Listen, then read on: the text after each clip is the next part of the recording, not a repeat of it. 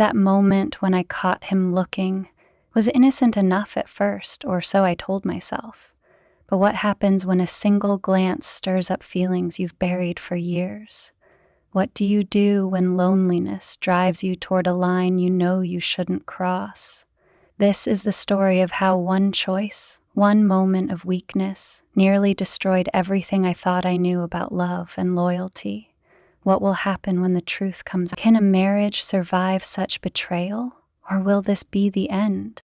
Before we dive into this unforgettable story, make sure to subscribe to my channel for more captivating tales and let me know in the comments where you're watching from. I'd love to hear from you. The sun was relentless, casting a golden haze over the backyard as I carried a tray of lemonade to the patio. It was one of those suffocatingly hot afternoons, the kind that made clothes cling uncomfortably and thoughts drift lazily. I was wearing an old white t-shirt, thinner than I remembered, and a pair of denim shorts. My husband, Mark, had left early that morning for another one of his endless business trips, leaving me to navigate another lonely weekend. As I settled into a chair, the sound of a lawnmower hummed from next door. I glanced over the fence and saw him. Ryan, our neighbor. He was shirtless, sweat glistening on his chest as he pushed the mower in neat rows. It wasn't the first time I'd seen him like this, but today felt different. Maybe it was the way he paused, wiping his forehead with the back of his hand, or the fact that his eyes seemed to search for something, someone, when he looked up. I didn't realize I was staring until his gaze locked onto mine. Embarrassed, I quickly turned away, pretending to focus on my phone. My cheeks burned hotter than the sun overhead, and I chastised myself for being so obvious. But even as I tried to distract myself, I couldn't shake the image of him. The way his muscles rippled with each movement, the sharp line of his jaw, and the easy smile he wore when he greeted me in passing. A familiar pang of guilt settled in my chest. Mark and I had been married for 8 years. It wasn't perfect, but we had built a life together. Yet there were cracks I couldn't ignore. Nights spent alone, conversations that felt more like transactions, and the growing void between us. Mark's focus had shifted entirely to his career, leaving little room for anything or anyone else. Later that afternoon, as the heat began to wane, I decided to water the plants. The sprinkler hissed to life, spraying cool droplets across the lawn. I stepped barefoot onto the grass, letting the water splash against my legs. The damp fabric of my t-shirt clung to my skin, and I tugged at the hem absent-mindedly. I didn't hear Ryan approach until his voice cut through the sound of the sprinkler. "Need any help with that?" I turned sharply, nearly losing my balance. He was standing just beyond the fence, his usual playful grin in place. "No, I've got it," I replied, my voice betraying a hint of nervousness. "Are you sure?" he teased, leaning casually against the fence. "You look like you could use a hand." I laughed awkwardly, brushing a strand of hair from my face. "I think I can manage, thanks, though." Brian didn't move. Instead, his eyes lingered, his expression softening. "You know, you shouldn't overwork yourself in this heat. You'll pass out before those plants get any greener." I couldn't help but smile. There was an ease to Ryan, a warmth that felt disarming. "Noted. I'll make sure to hydrate." Good." His gaze flickered downward, just briefly before returning to my face. Something about the way he looked at me, like he was seeing me, really seeing me, made my pulse quicken. I cleared my throat, suddenly self-conscious. Well, I should finish up before the sun set. "Of course," he said, stepping back with a wink. "Don't let me keep you." As he walked away, I couldn't help but glance back. The guilt returned, heavier this time, but it was tangled with something else, something I wasn't ready to admit. That evening, as the sky turned a deep shade of violet, I found myself sitting by the window, sipping wine and watching the world grow quiet. The house felt too big, too empty. My phone buzzed with a text from Mark, a generic "hope your day was good" message that barely acknowledged my existence. I stared at the screen, debating whether to respond, but a soft knock at the door startled me. I wasn't expecting anyone. When I opened it, Ryan was standing there, holding a small plate covered in foil. "Thought you might like some of the brownies I made," he said, offering the plate with a sheepish grin. "Figured it's the least I could do after interrupting your gardening earlier." "Brownies?" I asked, raising an eyebrow. "You bake?"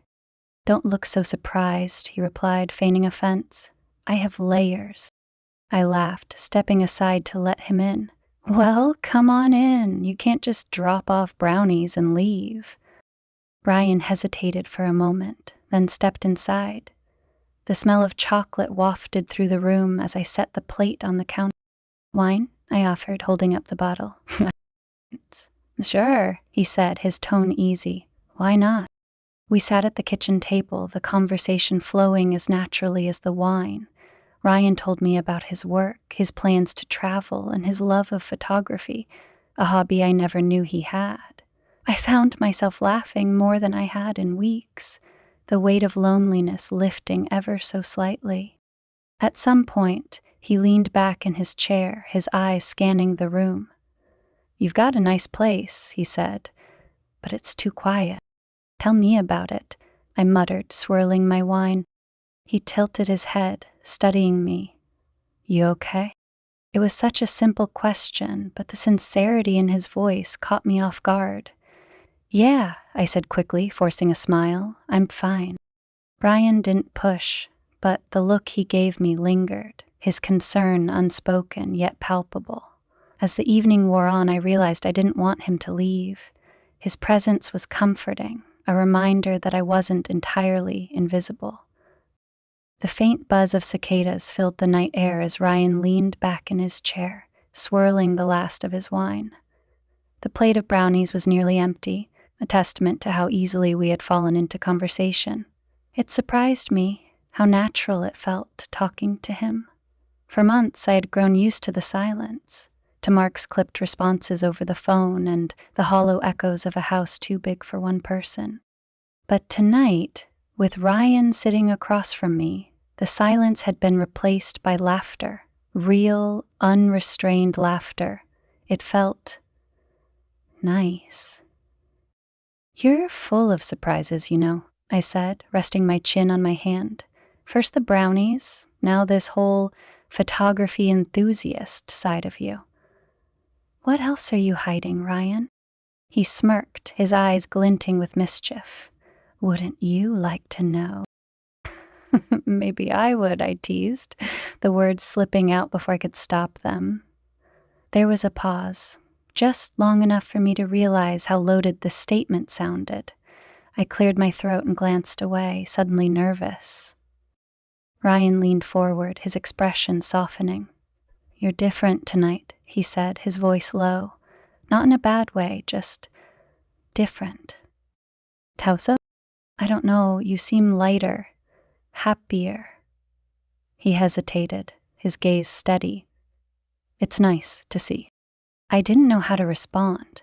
Part of me wanted to brush it off, to make a joke and change the subject, but another part, the part that had been craving connection, wanted to hold on to his words, to let them sink in. "Haha. Well," I said finally, forcing a smile. "I guess I just needed a good laugh."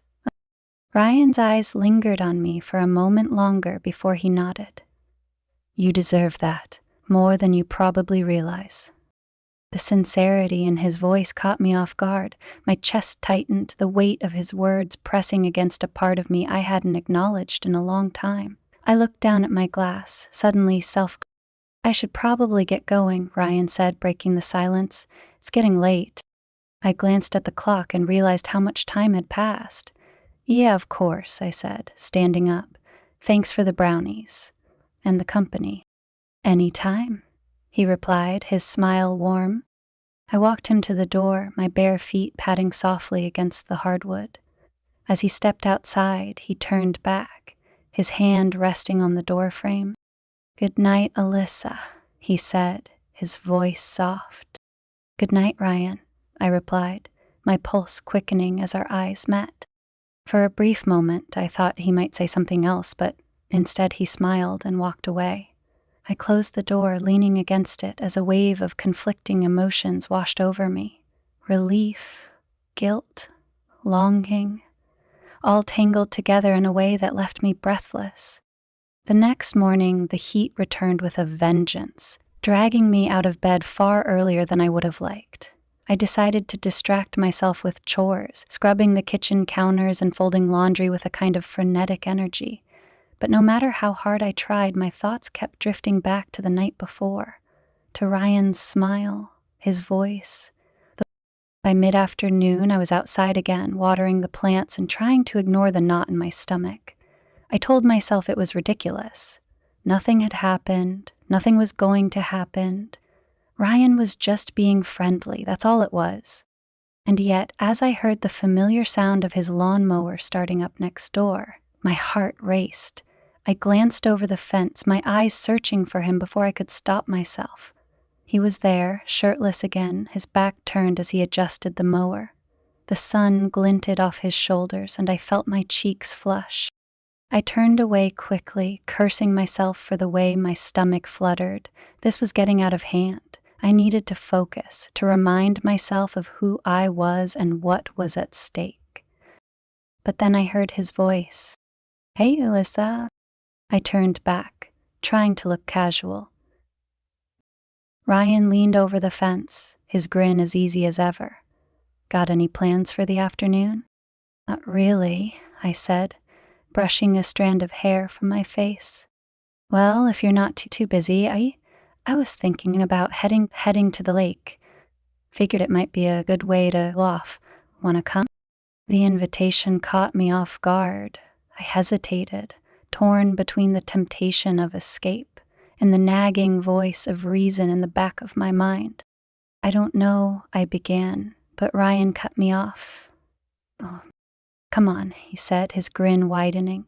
"It'll be fun. You deserve a break." There was that word again. Deserve.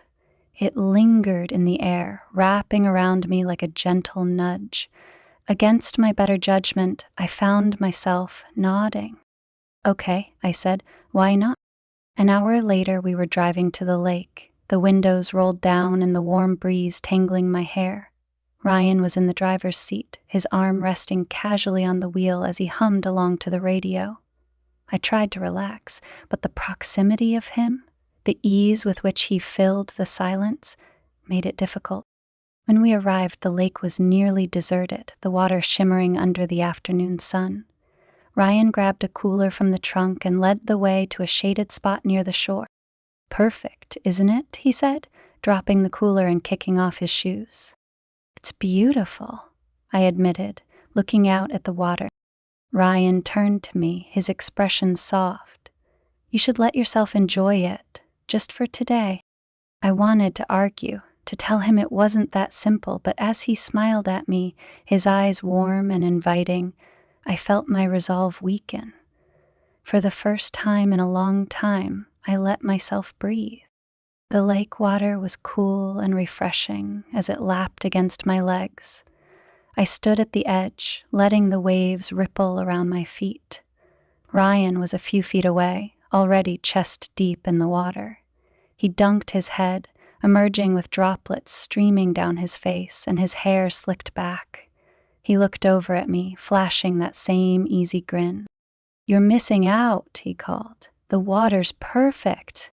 I hesitated, clutching my towel around me. I had thrown on a swimsuit under my clothes, but now I felt exposed, unsure. Still, the heat and his playful taunting were enough to push me forward. I dropped the towel and waded into the water, the coolness sending a shiver up my spine.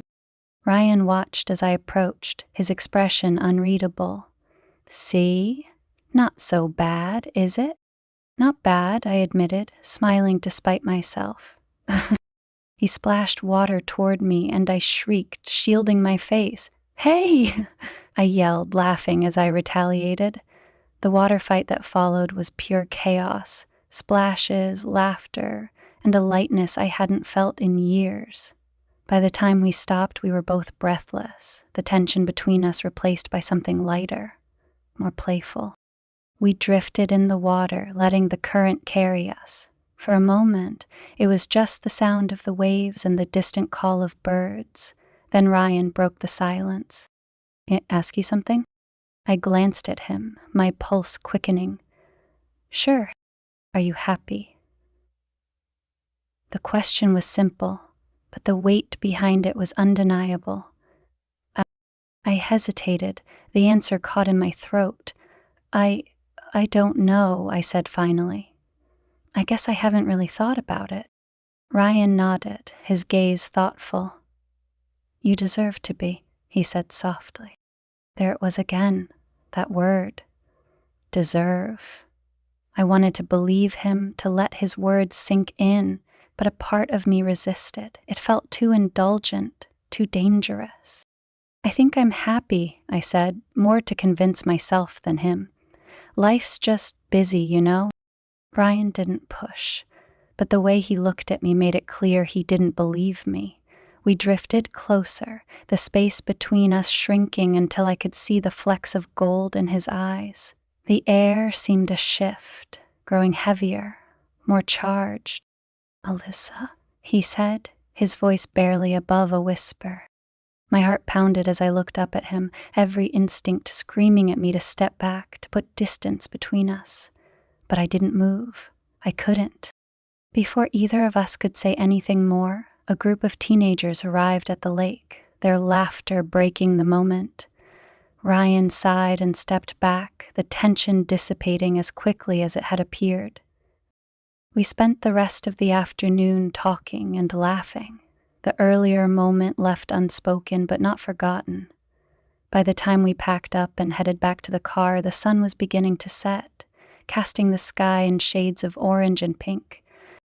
The drive home was quieter, the easy banter replaced by a comfortable silence.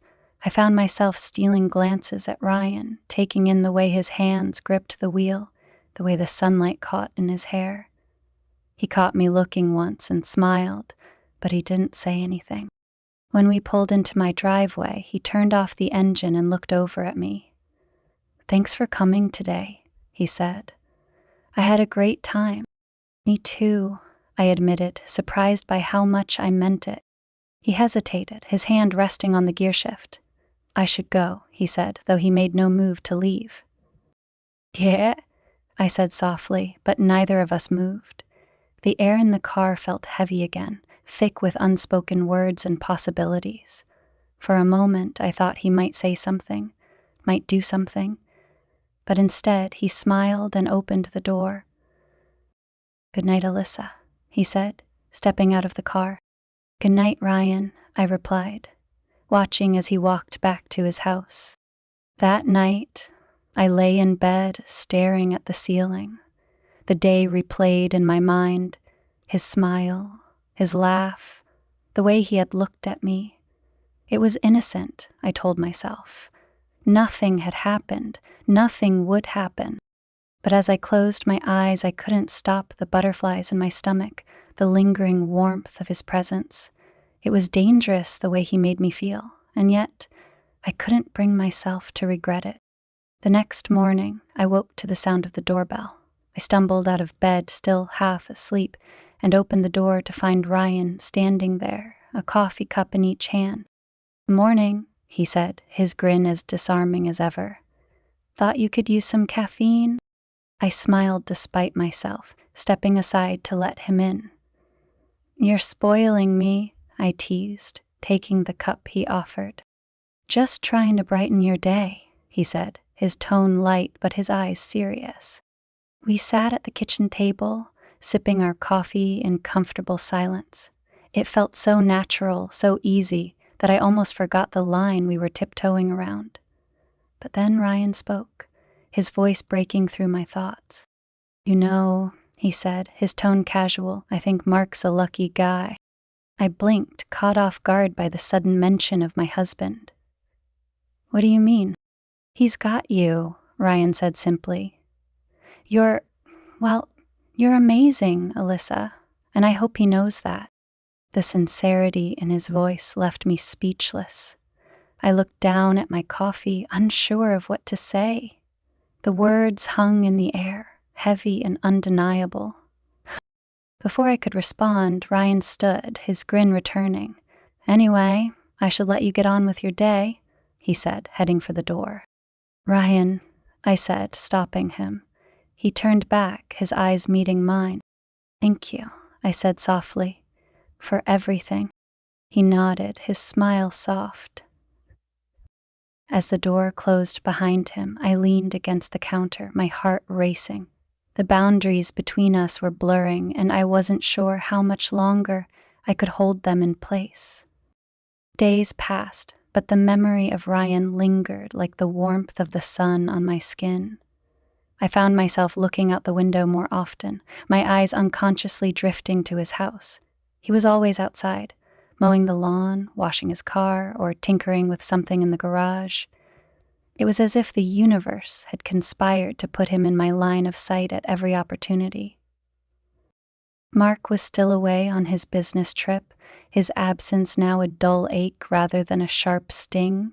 He called occasionally, his voice distant, distracted, always in a rush to hang up. The conversations felt like checking off a box, a necessary routine that carried none of the warmth or connection we once shared. One evening, as the sun dipped low on the horizon, painting the sky in hues of orange and pink, I decided to take a walk. The air was cooler, the oppressive heat of the day replaced by a gentle breeze. I hadn't gone far when I heard footsteps behind me. Turning, I saw Ryan jogging to catch up. "Mind if I join you?" he asked, his smile easy and familiar. "Not at all," I replied, my heart quickening as he fell into step beside me. We walked in companionable silence for a while, the soft crunch of gravel under our feet the only sound. The neighborhood was quiet, the houses bathed in the warm glow of twilight. It felt intimate, almost secluded, as if the world had shrunk to just the two of us. "Do you ever feel like you're just stuck?" I asked suddenly, the words slipping out before I could stop them. Ryan glanced at me, his brow furrowing slightly. "What do you mean?" "Like you're going through the motions," I said, my voice barely above a whisper. "But nothing really changes, you're just there." He was quiet for a moment, his gaze fixed on the path ahead. "Yeah," he said finally. "I know that feeling." I looked at him, surprised by his honesty. "Of course," he said, his smile tinged with sadness. "Everyone does at some point, don't they?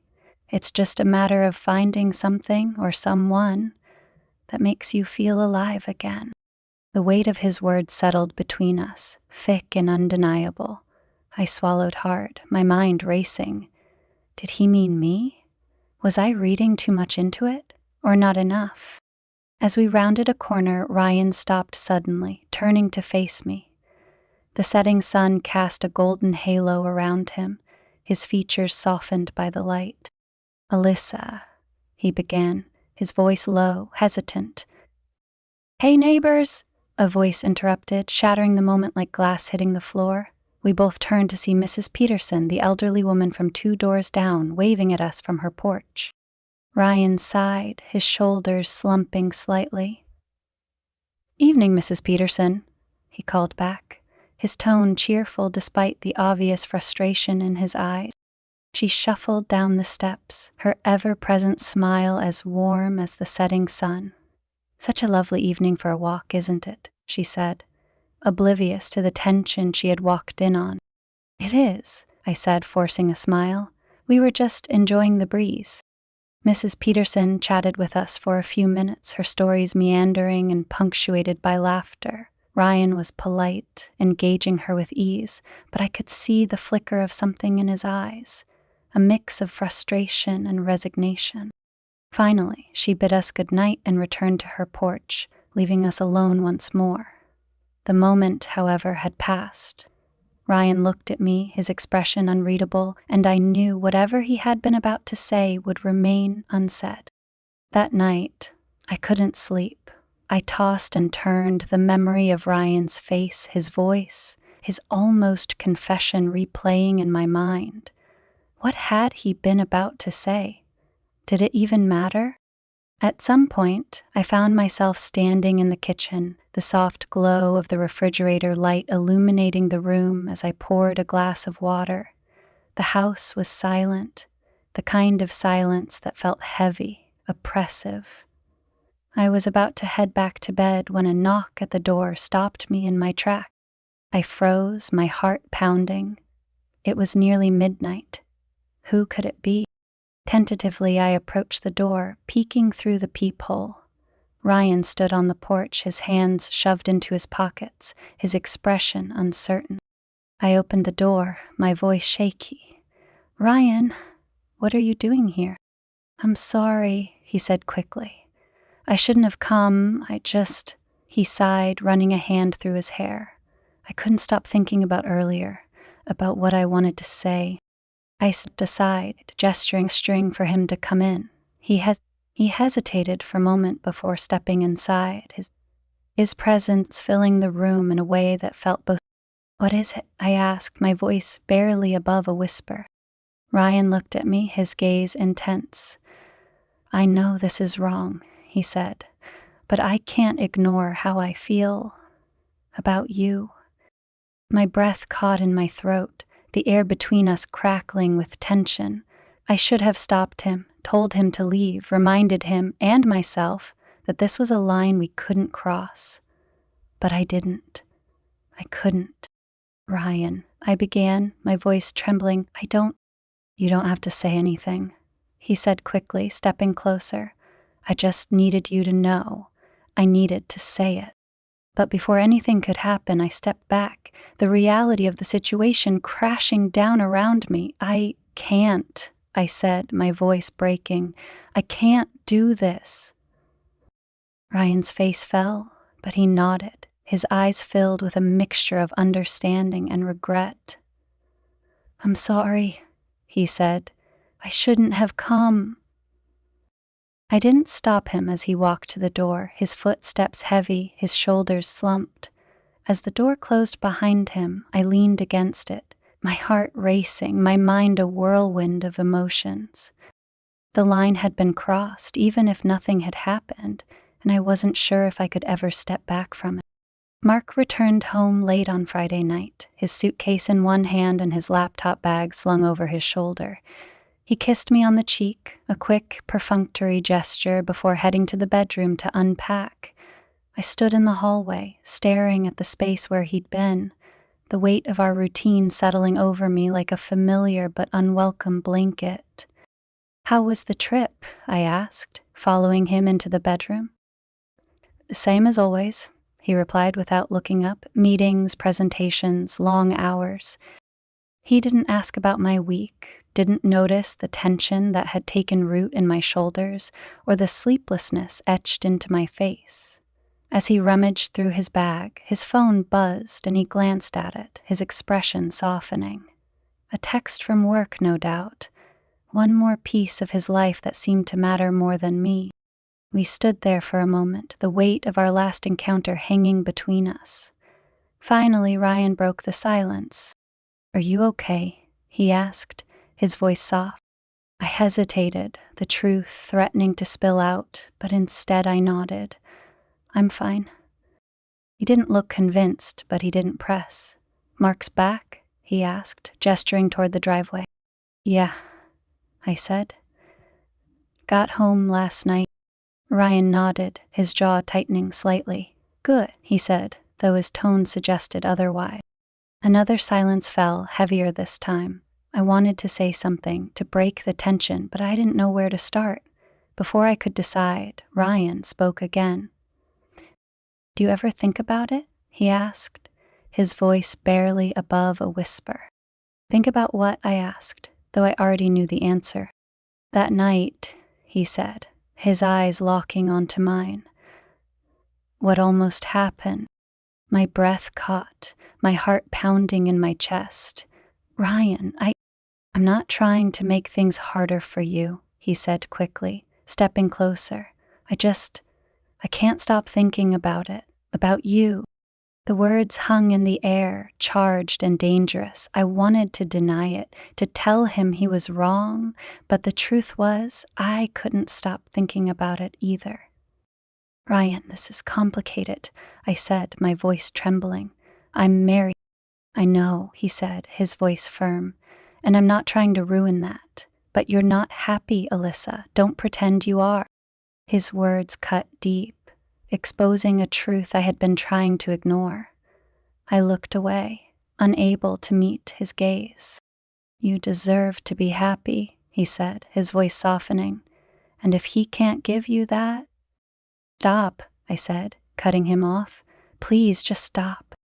Ryan stepped back, his expression pained. "I'm sorry," he said. "I didn't mean to." "It's not your fault," I said quickly, my voice breaking. "It's mine. I let this happen." He looked at me, his eyes filled with regret and something else, something that made my chest ache. "I'm here if you ever need me," he said finally. "For anything." I nodded, unable to speak. He lingered for a moment before turning and walking away, his shoulders slumped. I watched him go, my heart heavy with guilt and longing. That evening, Mark and I sat in the living room, the television casting a flickering light across the room. He was absorbed in his phone, scrolling through emails or reading reports. I stared at the screen, the sound of the show barely registering. "Mark," I said suddenly, my voice cutting through the silence. He looked up, his brow furrowing. "Yeah? Do you think we're happy?" I asked, my heart pounding. He blinked, clearly caught off guard. "What kind of question is that?" "I'm serious," I said, my voice steady. "Do you think we're happy?" Mark hesitated, his expression shifting to something I couldn't quite read. "I think we're fine," he said finally. "Why? Are you unhappy?" I opened my mouth, the words teetering on the edge. But then I saw the way he looked at me, more confused than concerned, as if the idea of my unhappiness was a problem to be solved, not a reality to be felt. "No," I said, shaking my head. "I'm just tired." Mark nodded, already returning his attention to his phone. "Maybe you should get some rest." I nodded, standing up and heading to the bedroom. But sleep didn't come easily. I lay awake, staring at the ceiling, the weight of my choices pressing down on me. "How was your day?" he asked as he set his briefcase down by the door. "Fine," I replied, forcing a smile. "Busy," he said, loosening his tie.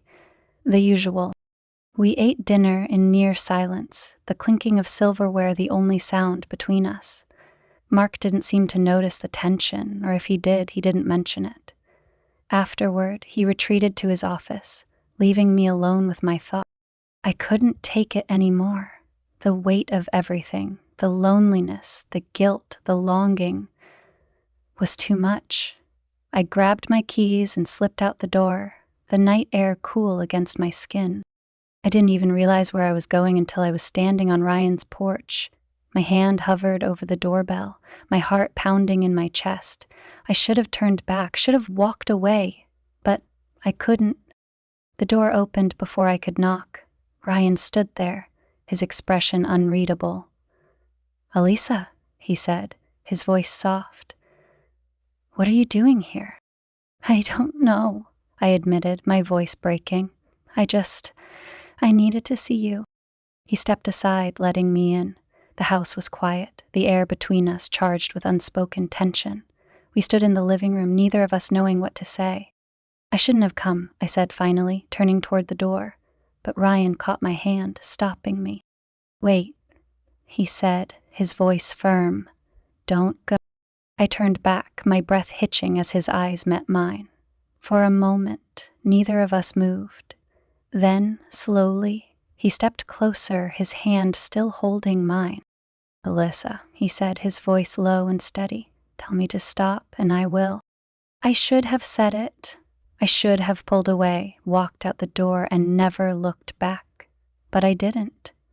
Instead, I closed the distance between us, my lips meeting his in a kiss that was equal parts desperation and desire. The world seemed to fall away, the weight of my guilt replaced by the intensity of the moment. His arms wrapped around me, pulling me closer, and for the first time in years, I felt alive. But the moment shattered as the sound of my phone buzzed in my pocket. I pulled back, my heart racing, the reality of what I'd done crashing down around me. I fumbled for my phone, my hands shaking as I saw Mark's name on the screen. "I have to go," I said, my voice barely above a whisper. Ryan's expression was a mix of understanding and pain. "Alyssa, I'm sorry," I said, stepping back. "I can't do this."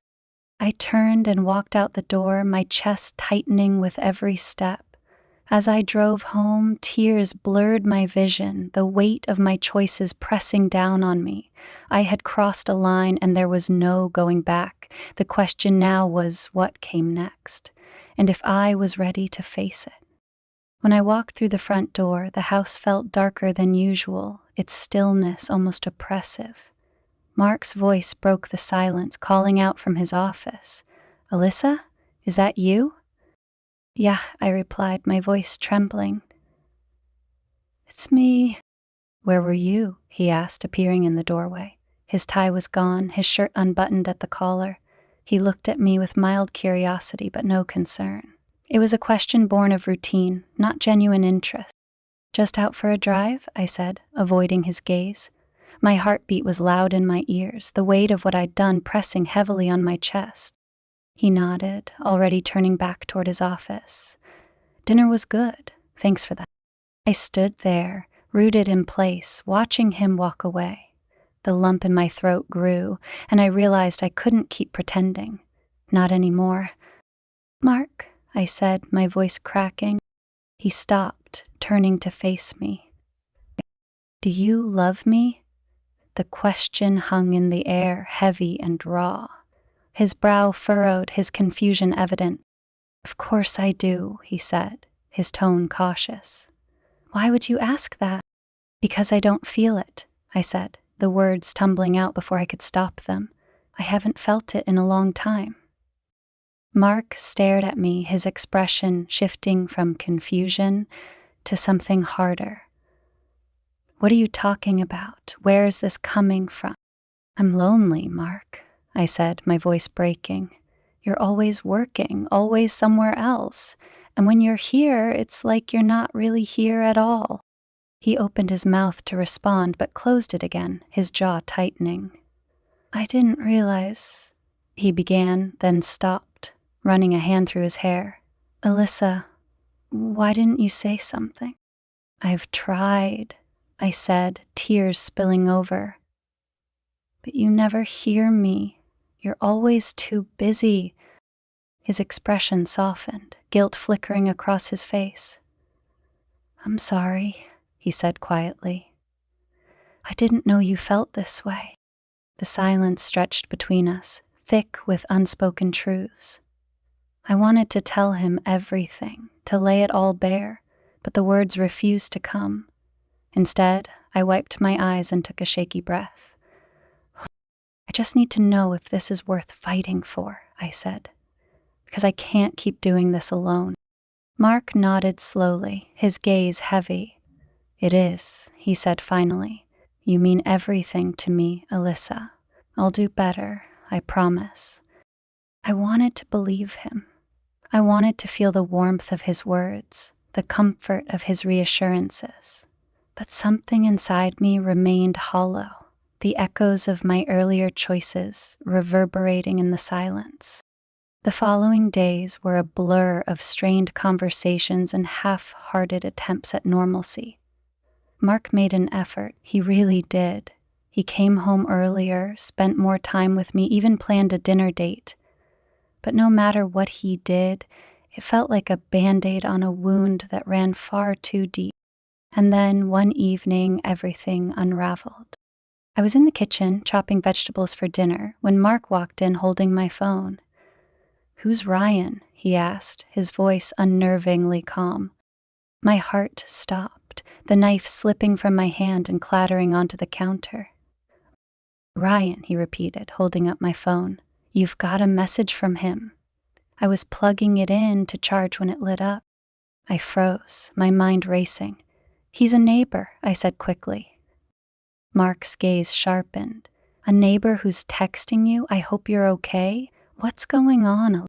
The walls seemed to close in, the air too thick to breathe. "It's nothing," I said, my voice shaking. He's just a friend." "A friend," Mark said, his voice hardening. "Alyssa, don't lie to me." The tension snapped, and the words spilled out before I could stop them. "I kissed him, Mark, okay? I kissed him." The silence that followed was deafening. Mark stared at me, his face pale, his jaw clenched so tightly I thought it might break. "You what?" "It was a mistake," I said, tears streaming down my face. "I was lonely and I can't believe this," he said, stepping back as if I'd struck him.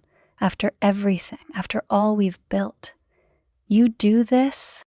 "I'm sorry," I sobbed. "I'm so sorry."